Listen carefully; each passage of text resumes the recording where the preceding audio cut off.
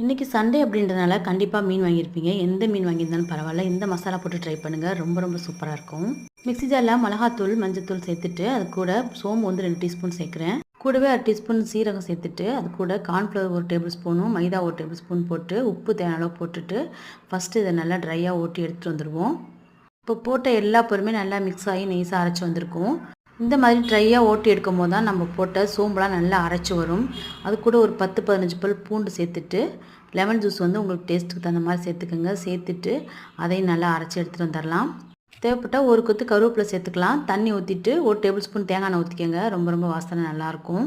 தேங்காய் எண்ணெய் சேர்த்து நம்ம மசாலா பரட்டி வைக்கிறனால மீனுடைய வாசனை சுத்தமாக இருக்காது. இப்போ எந்த மீன் எடுத்திருந்தாலும் நீங்கள் இந்த மசாலா போட்டு செஞ்சுக்கலாம். ரொம்ப அருமையாக இருக்கும். நான் இன்றைக்கி வந்து சீலா மீன் எடுத்திருந்தேன். நல்லா பரட்டி வச்சுட்டு ஒரு 1/2 மணி நேரம் ஊற வச்சுட்டு அதுக்கப்புறம் வறுத்து எடுத்துக்கணும்.